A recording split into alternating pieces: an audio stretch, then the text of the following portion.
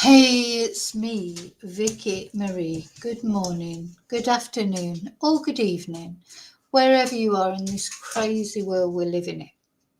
Now, just want to say that this video, I'm probably going to be a little bit, what's the word? I just feel a little bit fed up. I've, made a mistake really today. I've been listening to Richard Allen's sort of confession tapes, and I've been looking into Rachel's case and various cases. We know that when it comes to true crime, sometimes it does sort of, it's upsetting, isn't it? It is upsetting, of course, although it's important, to talk about these victims and their stories, and especially Rachel. That's how I feel at the moment, because Rachel, we've covered her case ever since. Rachel Morin, this is that I'm talking about now, who not last year, but the year before, went for a walk and just never went home because she was attacked, brutally attacked by this man. And we've got to look at him. He's, I've always been calling him Victor the Viper, but he is vile. This man, the more we're learning about him and what happened to Rachel, the more distressing it is. So it's almost like I don't want to talk about this trial. I just want to fast forward, to the time where he's found guilty, hopefully, because of course it is alleged. I mean, everyone's innocent till proven guilty. But this guy is a real, as I say, we talk about true crime and we talk about different cases, but this guy, there's something extra special about him, or extra horrible about him. A young man, early 20s, already murdered a woman in his home country of El Salvador, sneaked over the border to the United States illegally and surreptitiously, attacked a woman and her daughter in Los Angeles, and then went all the way over the other side of the country and murdered Rachel Morin in a very brutal manner. It's hard to believe that there aren't other cases, isn't it, with Victor? It's very hard to believe that he hasn't done anything, because it took them then 10 months to track him down. So I personally think it's very hard to believe he hasn't done anything else. Anyway, he's not going to do anything else now. He's in prison. He's likely to be found guilty, but who knows? And if he's found guilty, he will be in prison for the rest of his life without the possibility of parole. But I have found this case, especially, I think, do you know what I think it is, I have been in contact with people who knew Rachel as well. So there's an extra, sometimes you watch what we have to remember is you watch true crime and all feels very removed from us and our lives. But these are people's lives. These are not films. They're not TV series. They are real lives that we're talking about. And this man, oh my God, I'm looking at his eyes now and I'm thinking, he's terrifying, really, isn't he? So we have to remember that. And this, I don't know, this case has got me more than a lot of cases get me, probably because it's recent as well, because I've followed it right from the beginning. And I have been feeling quite upset about it. In fact, I was almost considering just not even covering it anymore. But I can't do that. I won't do that. When I start following a case, I will follow it right through to the end, right through to the sentencing. And then that's it. He'll go in the bin, won't he? Never, hopefully, have to look at his ugly face again. Never have to mention his horrible name again. Let's hope so. But yeah, I've been feeling a little bit, upset about it all today. Anyway, just let me bring the blinds down because it's a little bit too. So the sun's shining. So that's a good thing here in Spain. The sun's shining. almost too much. It was glaring in there.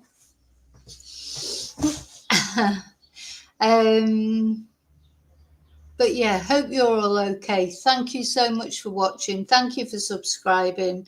Thank you for liking, sharing, being members, sending PayPal, buying super stickers or buying coffees. Thank you so much. And hello, you lurkers there. Hello, replay crew. And now I'm going to say hello to anyone who's in the chat already. Oh, hi, Angel. I am a bit upset. I am. Today's been a bad day, a bad true crime day, let's say. You know, sometimes I sort of just think, oh, well, I've got to tell these stories. I want to tell the stories.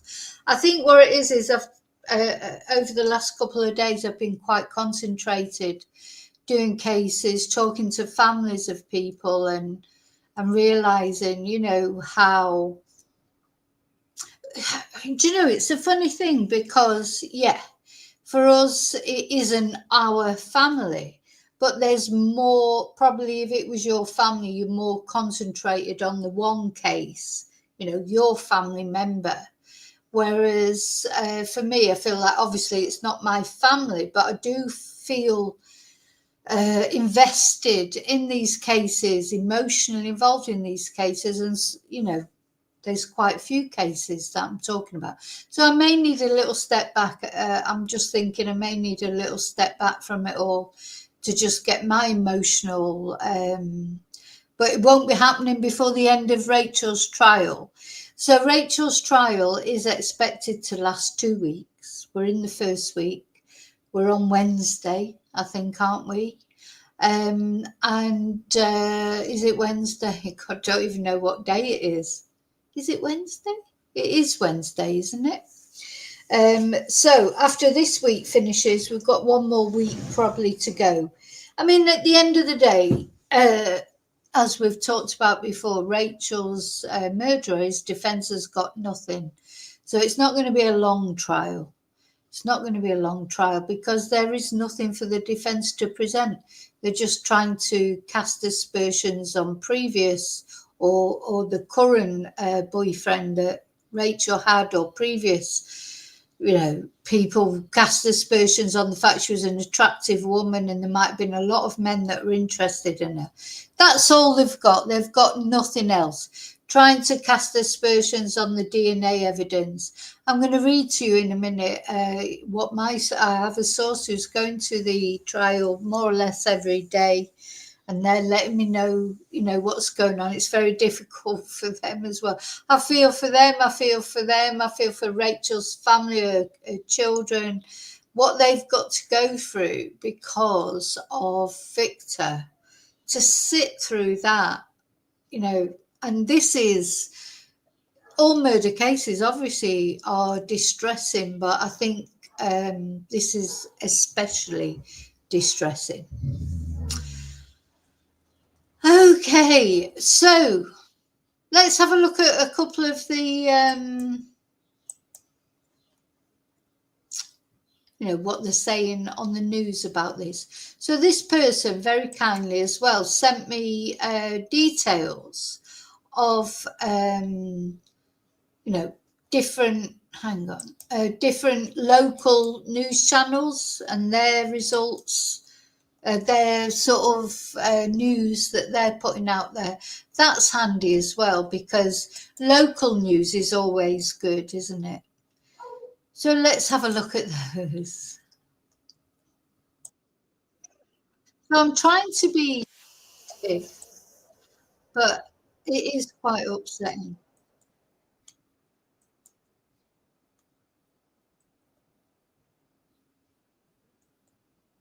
Important as well to note, because I'm going to read out the email that I received from my sources at the trial. Victor, he's smirking sometimes as well. I mean, he's a proper psychopath. He, every now and again, he's smirking. So not only is stony faced, you know, you'd think he'd be upset to be confronted with what he's done to somebody. But not only is not upset, he's actually smiling. I think this is just, you just cannot get over in your head, can you, that somebody could be that wicked, that not only they do that horrible thing to someone, but they're actually smiling about it when they hear about it. He's like, if we were to go back 20, 30 years, he would be a serial killer.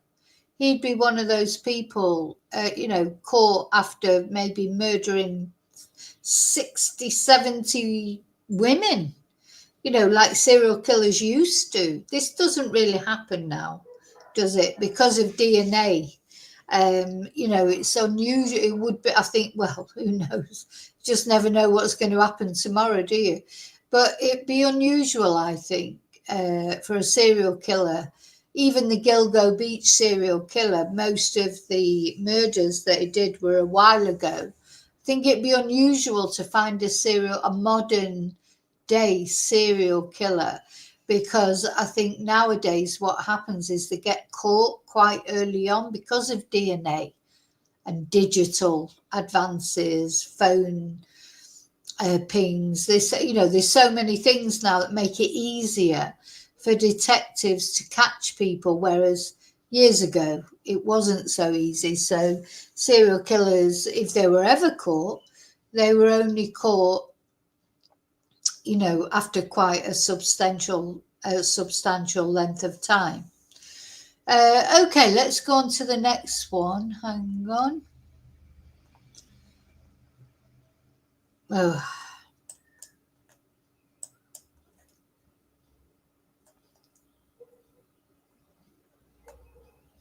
Sorry, I've got to find it now.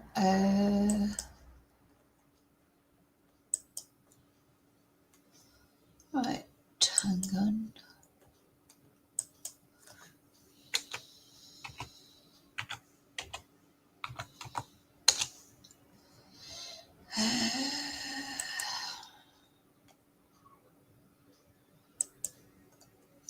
Right, let's look at the next one. What's this one? Okay, hang on.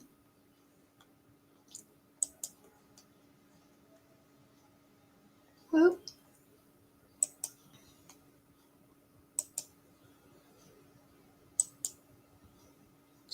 I think it's this one. Yeah. Gone.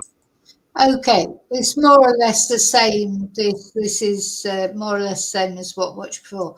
I think what I want to do, actually, I'm going to read to you. Sorry, my face has gone off. So it's probably better without my face at the moment. It's a bit of a miserable face at the moment. I have been feeling down about it also. Last night, not only Rachel's case, but other cases that I've been looking at. But I think especially Rachel's case, because I do feel personally involved with Rachel's case, even though I didn't know her, because I have spoken to people who did know her. I feel this sort of bonding with Rachel, and all the year, this is nearly 2 years we've covered this case as well. Anyway, I hope you're at peace, Rachel. I hope you are at peace. Anyway, there's going to be justice for Rachel. There's definitely going to be justice. But I think what I'd like to do is read out, as I say, somebody who was actually there yesterday. Probably, there's another day today, isn't there? So anyway, let me read to you what they said happened yesterday. So the beginning of today's session was the cross-examination of the forensic technician. This mainly focused on how the crime scene was preserved, how the DNA evidence was swabbed and bagged and stuff like that. Now, the thing is, because the defense has got absolutely nothing, nada zilch, what they're trying to do is call into question the reliability of the DNA evidence.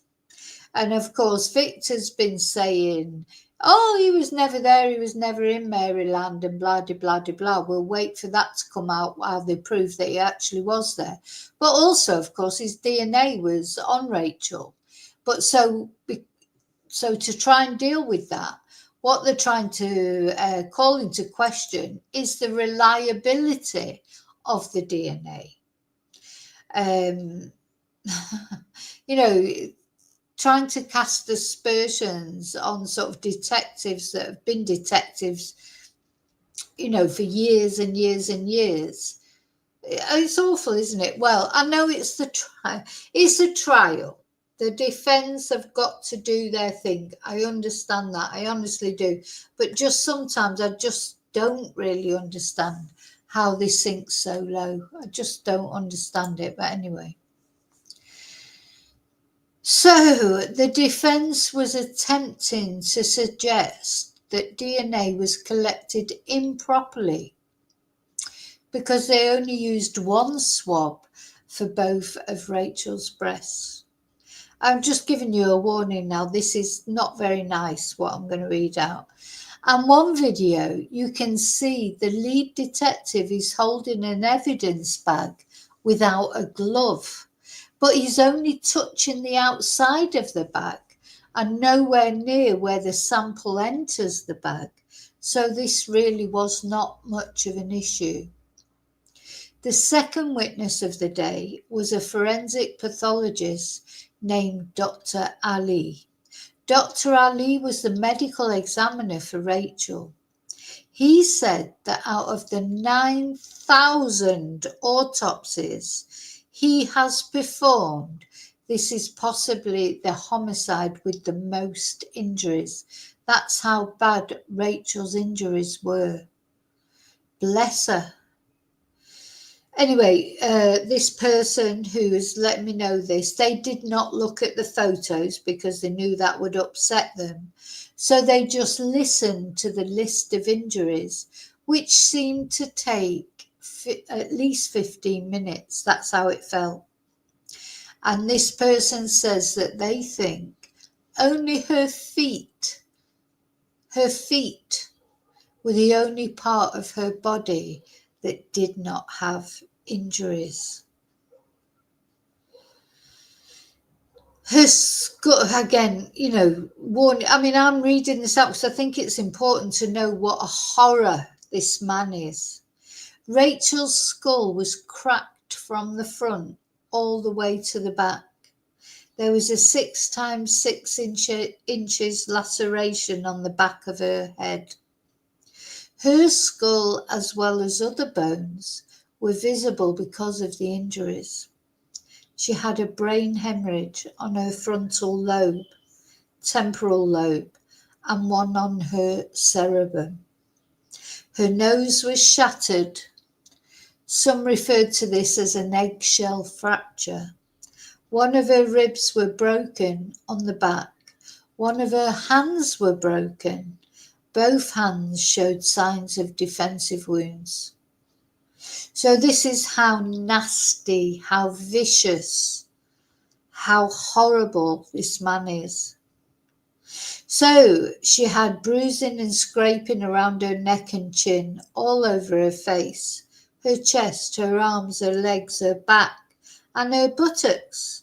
Her lips had lacerations inside of them. The lacerations were so bad, her lips were swollen and blue. And her eyes had particular hemorrhaging caused by strangulation.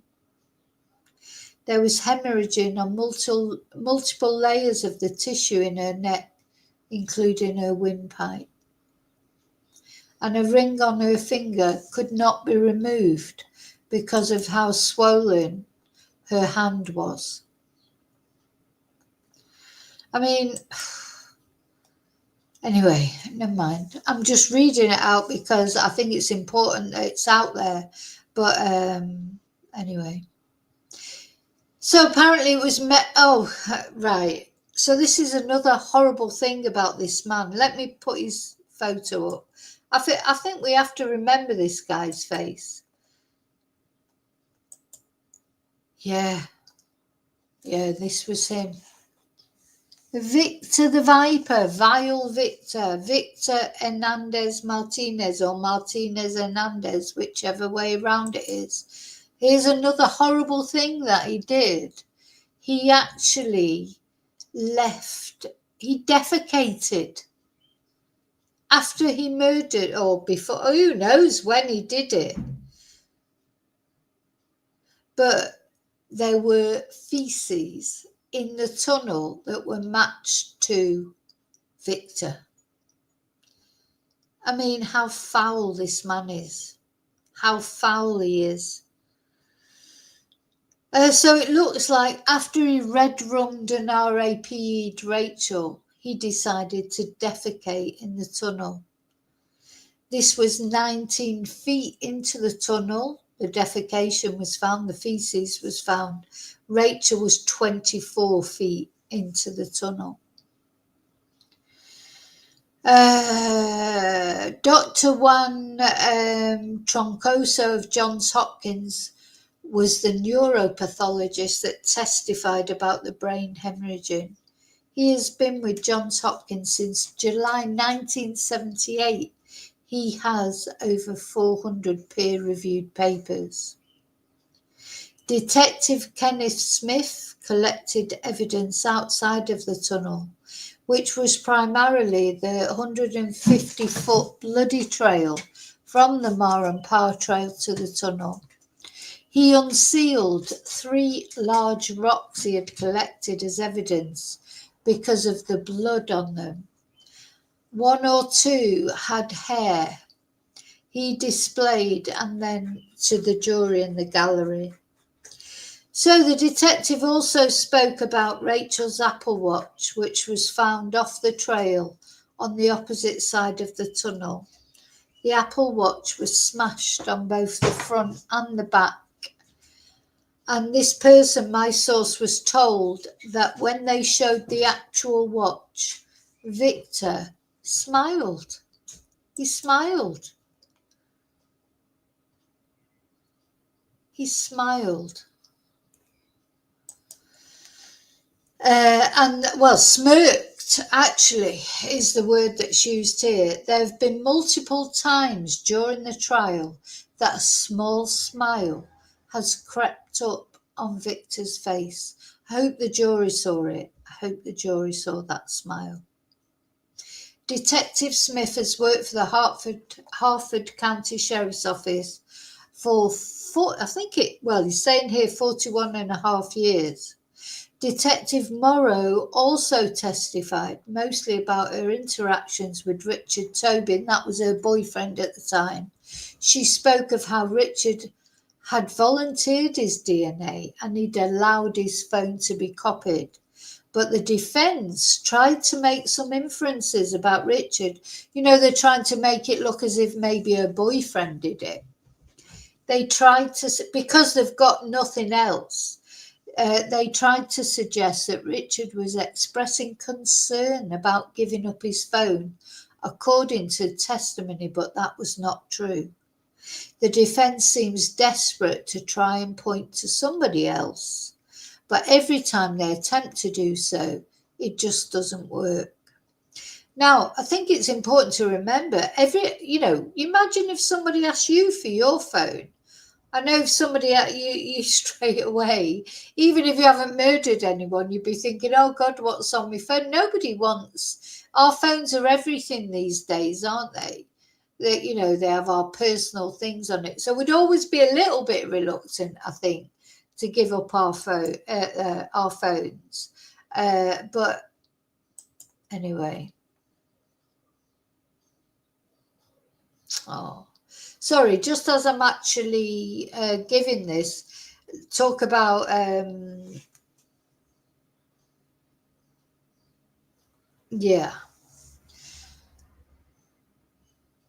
Sorry, just as I'm actually talking about this, I'm receiving an email from the source about today's evidence.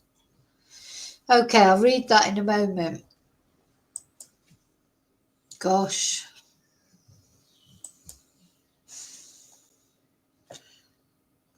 Yeah. Dear me. Yeah. Let me just take his face off now because I don't want to look at it anymore. Actually, have I got a photo? Yeah, let's have Rachel's face up there. So I've just literally received an email as I'm on with you about the what happened today. So it sounds like Rachel was hit on the back of the head with a shovel as the initial attack, which explains the blood spatter and the blood trail. The man and the woman who saw Victor saw him in the same side as the tunnel, about halfway between the bridge and the attack location, and they passed Rachel at the top of the switchback.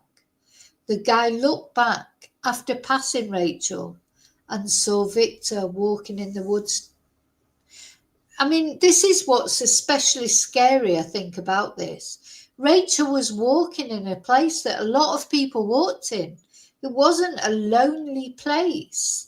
You know, it was a place she'd walked, the Morin Trail, a place she'd walked, you know, ever since she was a child, really. And always felt safe. There's always people were there that day. Gosh, and they saw Victor.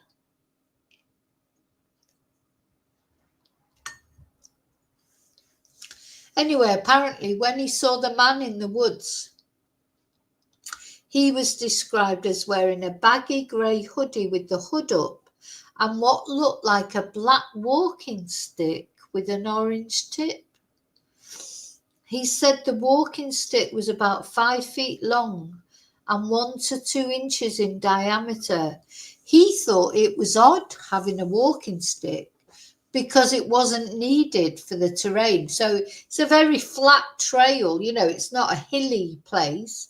You just walk around the trail. Yeah, why did he have a walking stick? I mean, I quite often take a walking stick when I've lost my walking stick, actually. And it's not for walking because I walk with dogs. So, you know, with my dogs. So I take a walking stick just in case there's a problem with, you know, other dogs, but also just in case someone tries to attack me. But yeah, straight away, you would notice if I see a man walking without dogs and they have a walking stick, I always look twice at them. Anyway, a week later, apparently, detectives found a black spaded shovel with an orange tip about 10 yards off the path to the, it says, to the parking lot. I know what my source quite often does is dictates the email, so sometimes you don't get the exact right thing. But anyway, about 10 yards off the path to the parking lot, and it was found close to the parking lot. So it's sounding as if poor Rachel was hit on the head with a shovel and then dragged off the trail. It's looking like that's what happened to her, isn't it? Awful, isn't it? I still think now, you know, it'll come out, I suppose. I'm still wondering, was he lying in wait particularly for Rachel? Did he, if he went out there with that shovel, what had he been watching Rachel every day going out there? You know, this is going to come out, isn't it? I hope, as to whether she was actually stalked, or did he just go out there with a shovel thinking he was going to get someone? You know, gosh. Anyway,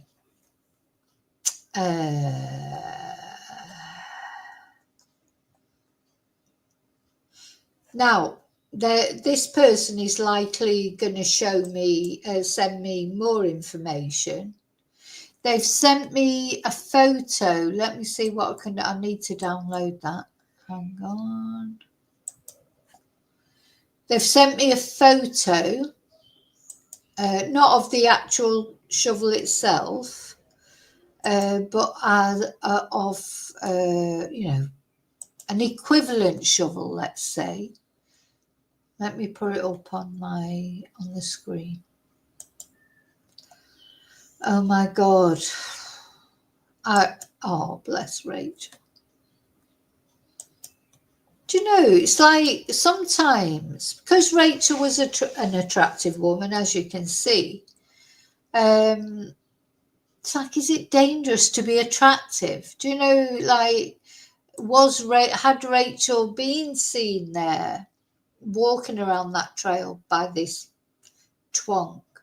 And did he go there that day with the express intention or hope that she was going to go past? Or was he just looking for anybody? Anyway, this is what my sources sent me. This is the type of shovel that the person had with them, apparently, or that the witnesses said the person had with them. It was a black shovel with an orange tip. So, I'm sort of thinking in my head now, was Rachel walking along with her this is earbuds, these earbuds, listening to music.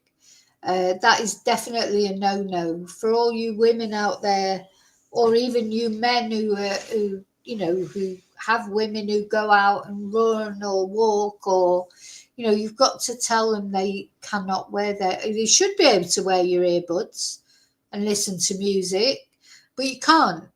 You've got to be aware of your surroundings. It sounds like this guy went up behind Rachel, whacked her on the back of the head with the shovel, sort of disabled her, and then dragged her off the trail to that horrible sort of storm tunnel. That's what it sounds like happened, isn't it? So please, please, please, if you are a woman who goes out walking or running, don't wear earbuds. Be aware of your surroundings. And if you're a man who has family, who has even, really men can be attacked just as much as women. Women are attacked more often, obviously, for, all sorts of reasons. But, you should really, if you go running, you cannot be oblivious. I know that's part of the fun of it, isn't it? It's a shame, you should be able to go and do that. But of course, that's why a lot of people go running in the first place, because they forget the world, they forget what's going on around them. They're listening to music, or maybe listening to Vicky Marie Chat's podcast, or maybe listening to a lot of my students, my Spanish students will go out listening to my Spanish podcast. But unfortunately, you can't do it. You can't do it because of twonks like Victor. I mean, it's rare that it happens, but it happens. You've got to be aware who's behind you, who's in front of you. You've got to be aware of your surroundings, haven't you? So, it's, I don't know. I think I've always thought, like Sheriff Gaylor said, I've always thought that maybe he had seen her before, because the thing is, Rachel, such an attractive woman, you see her once, you would not forget her. And you know what I think about Victor? He's like a little shit, isn't he? He's like attractive women won't be interested in him. I feel like he's sort of resentful of blonde women, maybe, who he Rachel was attractive. He would think that he would never he would never be able to get with her on a normal way. Is this, this is a case of hating women, or hating white women, blonde women, whatever. Victor definitely has got this hatred of women inside him, because the rage that Victor showed when he murdered Rachel, allegedly, it's more rage than normal. Do you know what I mean? It's not all that rage, all that anger, all that obliterating her face, and then smiling in court when they were talking about her phone or various things. He didn't have any respect for her as a person. To him, she was just some sort of American blonde woman who he would never stand a chance with. And there was the hate there, the rage, the anger. It wasn't just, oh God, how can I put it without being, it's one thing to attack someone and RAPE them, but to actually obliterate their face, to do the horrible things that Victor did, unless he was on drugs or something. I don't know. Don't know if he's had any drug tests or whatever. Why was it so vicious? Do you know what I mean? It's like, it's overkill. It's what I know they call overkill, don't they? And normally when someone kills someone with such rage and such anger, they think it is somebody who was close to them. But sometimes it's just a psychopath, isn't it? Oh. Anyway, so that's what I've got so far. Now, that's right. There was something that I just wanted to show as well. So there was, I've been following, I've been following through recommendation.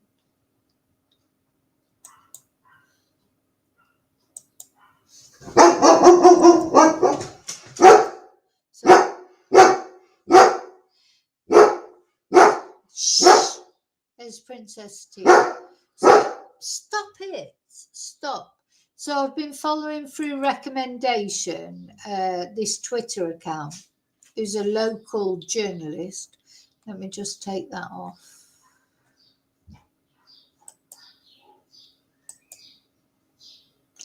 Who is, I think she's called Kate Amara. Yeah, Kate Amara. And 3 hours ago, it says here. Now, I'm going to look to see if she said anything else since. Oh, here. Yeah, she says. That apparently the judge spoke to, there was a sidebar.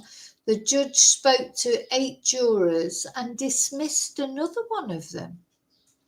But she didn't know why yet. And then she says, so far today, prosecution witnesses have told the jury the defendant was seen hiding in the woods off the trail, holding a shovel, wearing sunglasses and a hoodie, as Rachel Morin was jogging on the trail. So she was jogging. I was never sure if she was jogging or walking.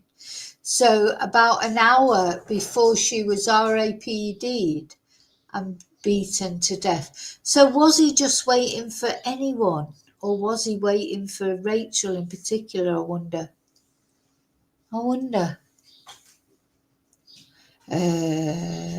Let's see what the latest thing is.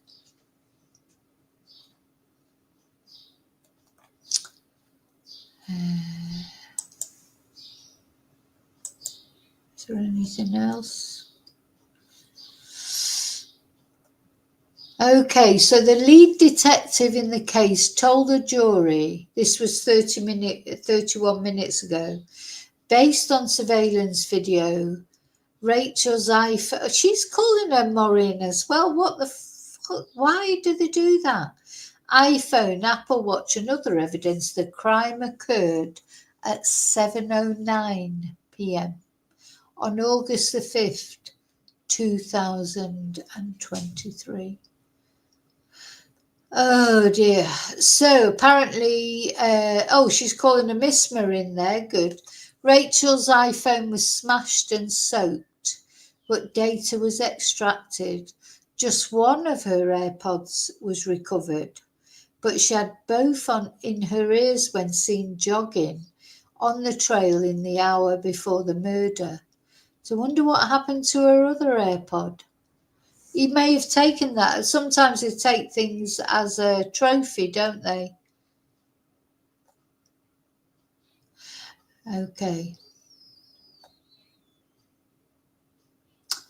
Okay, that's all I've got so far. I think that's enough, to be honest.